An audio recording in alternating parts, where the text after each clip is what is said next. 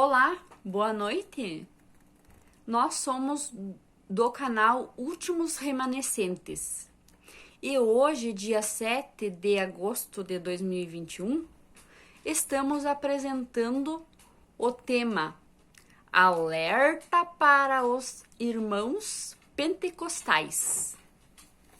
Irmãos, eu me chamo Esther. Mas, amigos, não esqueçam de dar seu like, inscrever-se, compartilhar, com todos os seus amigos, se puder, e fazer o comentário. Agora, com a palavra, João Carlos.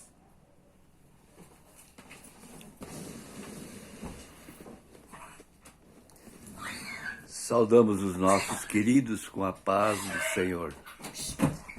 É sempre motivo de alegria estarmos aqui em sintonia com vocês. Muito bem, conforme anunciado então, o tema de hoje é alerta para os nossos irmãos pentecostais. O primeiro alerta que nós vamos dar com todo respeito aos nossos queridos irmãos é com relação ao dom de línguas. É muito difundido nas igrejas pentecostais, que, para quem não sabe, as igrejas pentecostais são Assembleia de Deus, Deus e Amor, Evangelho Quadrangular, Congregação Cristã e assim por diante. Pentecostais é um título assim popular, um título carinhoso, porque eles têm em seus rituais o dom de línguas, que também foi tido lá na Igreja dos Apóstolos, no Pentecostes, que era um cerimonial que vem lá do Velho Testamento, Pentecostes. Muito bem. Então, amados, o dom de línguas, ele tem que ter algumas observações. Por exemplo, em 1 Coríntios, no capítulo 14, ali está delineados os detalhes do dom de línguas, corretamente, como a Bíblia ensina. No verso 27, lá diz que fale dois, quando muito três de cada vez, e haja quem interprete. Se não houver quem interprete, deve ficar calado, que vai falar línguas. Então, não pode ser assim, todos falando ao mesmo tempo, ninguém entende nada, não edifica a igreja. Então, esse é um alerta da Bíblia. E seria, então, o verdadeiro dom de línguas. E um detalhe interessante também, o dom de línguas, lá em Pentecostes, que é o modelo, ali eles falaram línguas conhecidas na terra, porque tinha pessoas de várias nacionalidades ali. Hoje já não seria necessário, porque aqui no Brasil, pelo menos, todos nós falamos o mesmo idioma, e geralmente nos cultos estão ali as pessoas que falam português. Muito bem. Então, amados, esse seria o primeiro alerta. E mais, no finalzinho do capítulo 14 de 1 Coríntios, lá diz que seja tudo feito com ordem e decência. Ou seja, não pode haver uma confusão assim de várias pessoas falando em línguas estranhas, como falo, e aí dá uma balbúrdia, dá uma confusão. Então, por isso que a Bíblia fala, seja tudo com ordem e decência. O segundo alerta é em relação ao velho sábado, muito difundido, muito debatido entre os irmãos de várias denominações. O sábado do sétimo dia, que nós já falamos em programas anteriores, mas aqui cabe também como mais um alerta. ele não deve ser confundido com o sábado do sétimo mês, que foi esse do sétimo mês, foi abolido. Ele era tido como da lei de Moisés. Já o sábado do sétimo dia, semanal, ele é lá do Éden, lá do paraíso. E, na época nem existia judeu, muito menos Moisés. E o primeiro a guardar, está lá em Gênesis, no capítulo 2, versos 3 e 4, foi o próprio Deus. Pensa, o próprio Deus foi o primeiro a guardá-lo. Então esse não tem nada a ver com o sábado do sétimo mês, que está lá em Levítico, no capítulo 23, a partir do verso 24 até o 36. Ele era guardado 5 vezes do mês sétimo do calendário judaico. Esse ficou cravado na cruz, esse foi abolido. Então não confunda com o sábado do sétimo dia, que é do paraíso. Esse está valendo, ele é o 4º mandamento dos 10. E então estamos dando ênfase no velho sábado do semanal, porque ele é o sinal de Deus, ele é a marca de Deus.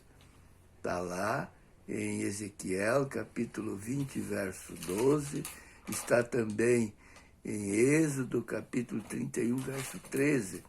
Lá Deus falando, ele diz que é o sinal dele, é a marca dele. E já a marca da besta, nós sabemos que vai ser a guarda do domingo.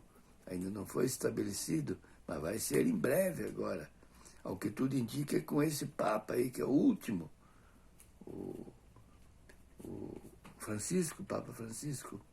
Ele é o último porque Apocalipse 17 fala nos 7 últimos papas, 7 últimos reis, lá fala reis. Reis porque eles também são chefes de Estado. O Vaticano é um país dentro da Itália, que não tem nada a ver com a Itália. É um paizinho lá dentro. E o sistema lá é monárquico. Então, por isso que ele é também chamado rei na Bíblia. Aliás, a palavra papa nem existia nos dias bíblicos. Então, para comprar e vender, o pessoal vão ser obrigado a guardar o domingo. E ter o número, que é 666, e o nome, que é Vicarius Filii Dei. Não é? Que, fazendo o cálculo ali que a Bíblia pede em Apocalipse 13, dá 666. Nós já falamos isso em programas anteriores. Então, bem logo, o chip também não tem nada a ver com isso aí. O chipzinho que já existe, ele vai ser o instrumento para implantar essas 3 coisas para que as pessoas comprem e vendam. Só que isso aqui não tem aprovação de Deus. O dia de Deus é o 7º dia, não esse que já foi, que é o domingo, no caso, que tudo indica vai ser o domingo. Por que eu estou dizendo que vai ser o domingo? Porque, como já falamos, a Bíblia diz que o 7º dia é o sinal de Deus. Se o 7º dia, que é o sábado, é o sinal de Deus, é óbvio que o sinal da besta é qualquer outro dia da semana, menos o sábado. Tá vendo? Então, fique esperto, meu irmão. Muito bem. Aí, continuando, o terceiro alerta, irmãos, está relacionado ao arrebatamento da igreja, outra coisa que tem que ter cuidado. Eu até mesmo já tenho visto em para-choques de carro, já vi algumas vezes, olha, esse carro pode ser desgovernado a qualquer momento. Em outras palavras, o que está dirigindo o carro ali pode ser arrebatado e o carro daí fica desgovernado. E então esse alerta aí também tem que ter cuidado, porque o arrebatamento secreto da igreja ele está baseado na passagem que fala do relâmpago. Está lá em Mateus 24, a partir do versinho, do verso 27, se não me falha a memória, mas está ali no capítulo 24. Lá diz assim, que assim como o relâmpago sai do Oriente e se mostra até o Ocidente, assim será a vinda do Filho do Homem, ou seja, a vinda de Jesus. Então, os nossos amados irmãos pentecostais, eles pegam a rapidez do relâmpago e não a visibilidade. E ali é visibilidade, não é a rapidez com que ele aparece. Aí, pegando a rapidez, daí eles transportam isso aí para o arrebatamento secreto da igreja. Ou seja, Jesus vai vir como relâmpago, então a igreja vai ser arrebatada também como relâmpago, é a conclusão equivocada. Mas por que eu tenho certeza que não vai ser pela velocidade do relâmpago, mas sim pela visibilidade? Porque lá em Atos, no capítulo 1 de Atos, ali no início, no verso 10 e 11, lá os discípulos ficaram admirados quando Jesus começou a subir de repente.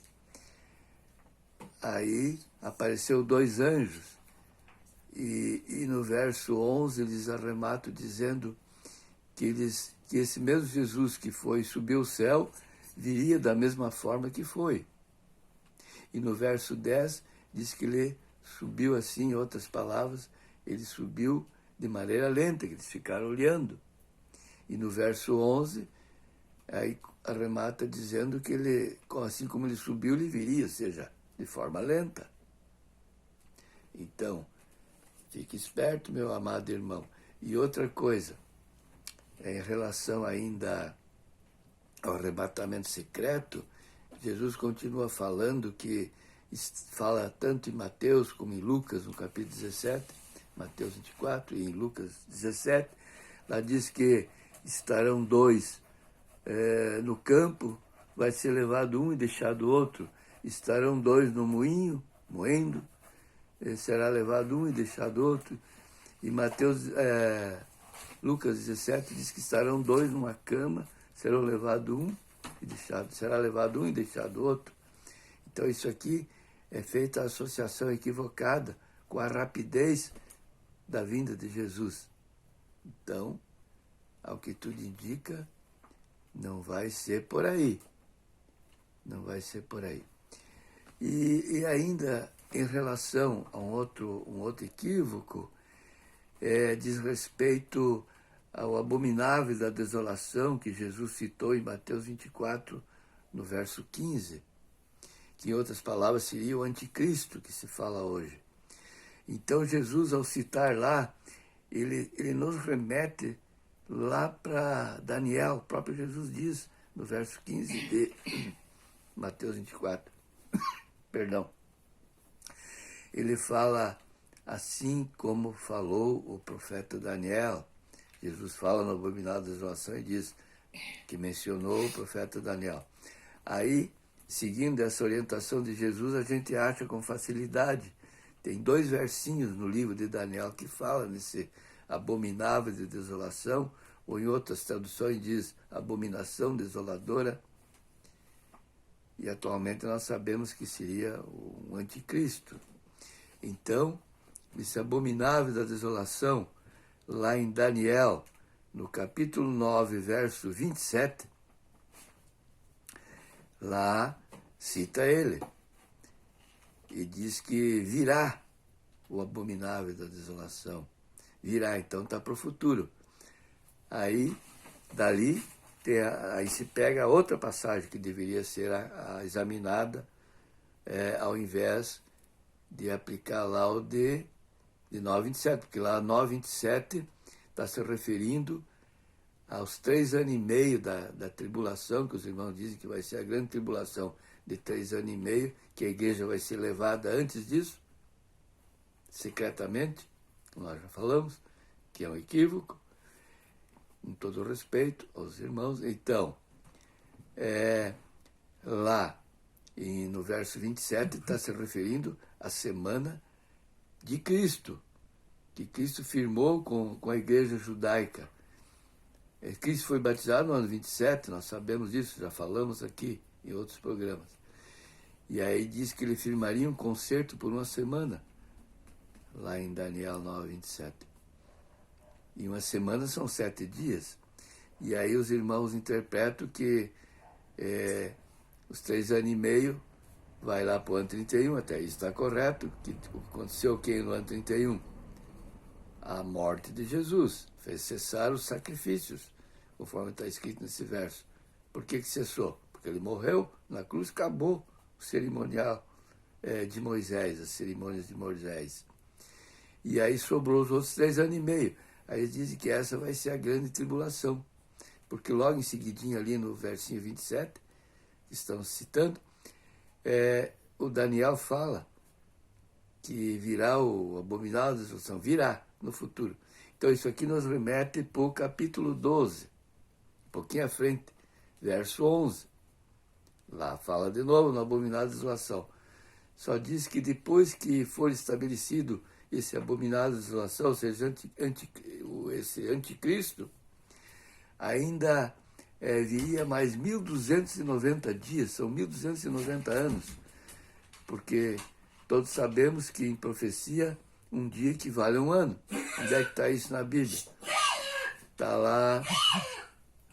lá em Ezequiel, capítulo 4, verso 6, está lá também no livro de Números, capítulo 14, verso 34, lá fala, dá esse princípio dia-ano para interpretação profética. Então, amados,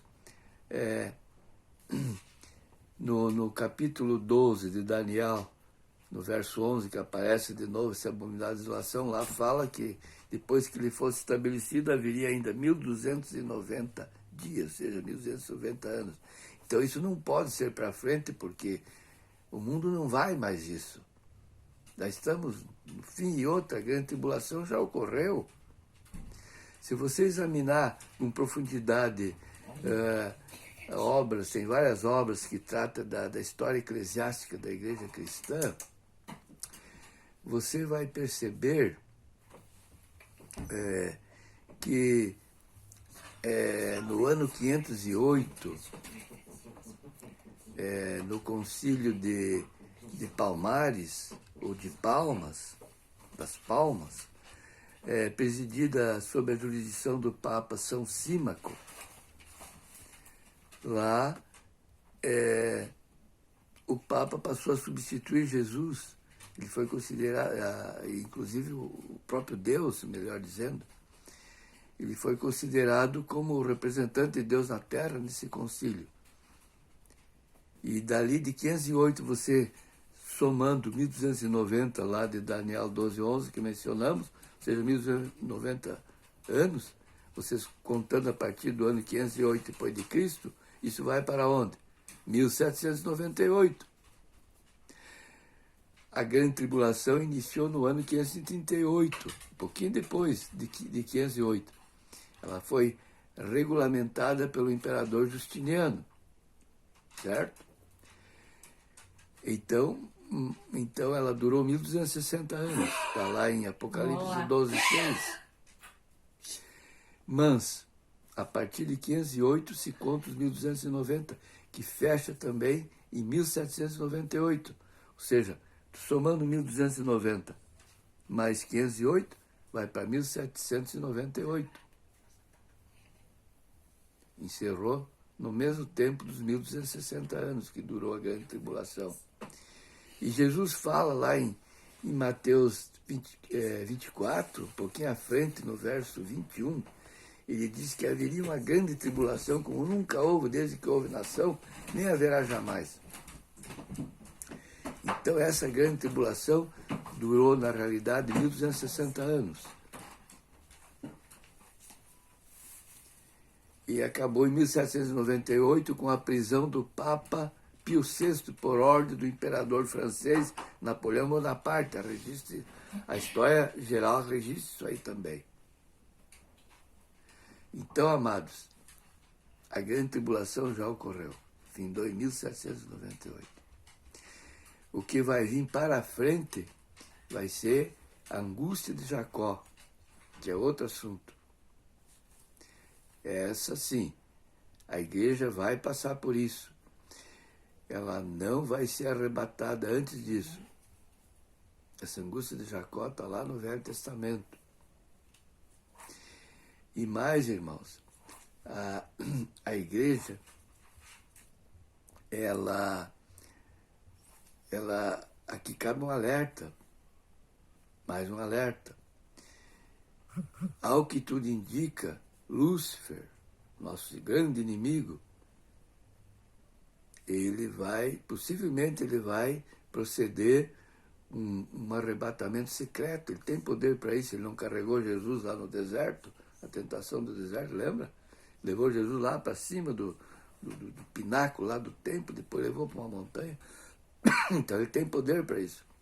Como dizia um ditado, quando eu era menino, na minha cidadezinha redentora que eu nasci, eu lembro que os antigos falavam, olha, Deus é grande, mas o diabo não é pequeno. Eles falavam isso. O pessoal do mundo falava isso, e é verdade. Deus é grande, mas o diabo não é pequeno. Então, amados, vamos ficar alerta para não sermos iludidos com essas coisas.